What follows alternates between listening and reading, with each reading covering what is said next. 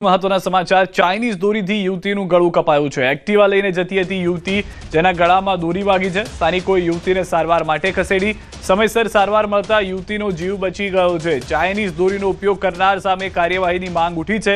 સમગ્ર ગુજરાતમાં ચાઇનીઝ દોરી બેન છે, તેમ છતાં ચાઇનીઝ દોરીનું વેચાણ હજી પણ થઈ રહ્યું છે। ચાઇનીઝ દોરીનો ઉપયોગ હજી પણ થઈ રહ્યો છે। પરિવારજનો, સ્થાનિકો, તમામ લોકોમાં એક જ વાતને લઈને રોષ છે કે જો ચાઇનીઝ દોરી પર પ્રતિબંધ છે તો આ ચાઇનીઝ દોરી આવી ક્યાંથી?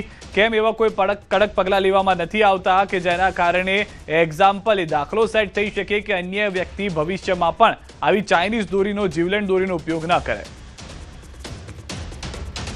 અને જ્યારે હું રિટર્ન આવતી હતી તો હું એવું બી નહીં કે હું સ્પીડમાં હતી, કેમ કે જ્યારે ટર્ન લેવાનો હતો તો મેં ધીમું જ રાખ્યું હતું એક્ટિવા, અને જે હું આમ સીધી આવી તો ચાઇના દોરી હતી ને મારા ગળામાં વીંટળાઈ ગઈ। જ્યારે એકદમ થયું ને તો મને આઈડિયા નહીં આવ્યું કે શું થયું। જ્યારે લોહી ને બ્લડ નીકળવા માંડે ને તો મને જેવી વાગી ને એવી મેં દોરી પકડી લીધી, ને દોરી મેં જોઈ બી ખરી પકડીને કે ચાઇના દોરી હતી। છોટાઉદેપુરથી સમાચાર। પતંગની દોરીથી બાઇક ચાલકનું મૃત્યુ થયું છે। ગળામાં પતંગનો દોરો આવી જતા ગંભીર ઈજા થઈ હતી। હોસ્પિટલમાં સારવાર દરમિયાન થયું છે મોત। બાઇક ચાલક જગદીશભાઈ તરબડા બોડેલીથી ડભોઈ તરફ જઈ રહ્યા હતા। ગળાના ભાગે લટકતો દોરો ફસાતા ગંભીર ઈજા થતા રસ્તા પર પટકાયા હતા। બોડેલીના અલીપુરા 4 રસ્તા પાસેથી પસાર થતા સર્જાઈ દુર્ઘટના। ઉત્તરાયણ નજીક હોય ત્યારે ચાઇનીઝ દોરા અને માંજા પર નિયંત્રણ લાવવામાં આવે તેવી ચર્ચા તેજ બની ગઈ છે।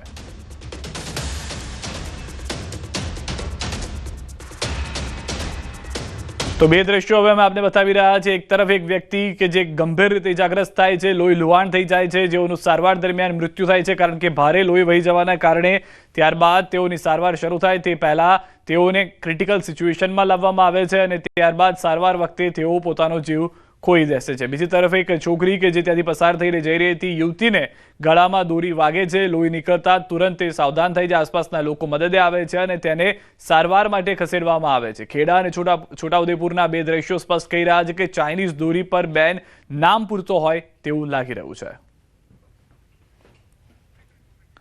તો બંને દ્રશ્યોથી એ વાત પણ સવાલમાં આવી ગયા છે કે જે પ્રતિબંધ છે તે પ્રતિબંધ શું નામ પૂરતો રહ્યો છે કે પ્રતિબંધને લઈને કોઈ પગલાં પણ લેવામાં આવી રહ્યા છે? કેમ કે હજી ઉત્તરાયણની શરૂઆત પણ નથી થઈ, હજી 2 મહિનાની વાર છે। ત્યારથી જ જ્યારે આ માહોલ સર્જાઈ ગયો છે તો આગામી સમયમાં શું પરિસ્થિતિ ગુજરાતની થશે? એક વ્યક્તિએ જીવ ખોવાનો વારો આવ્યો છે। એક યુવતી ગંભીર રીતે ઇજાગ્રસ્ત થઈ છે કે જેને ગળામાં એટલું ભારે આઘાત હતો કે જેના કારણે એ ઘાતને કાઢવામાં પણ સમય લાગી ગયો હતો।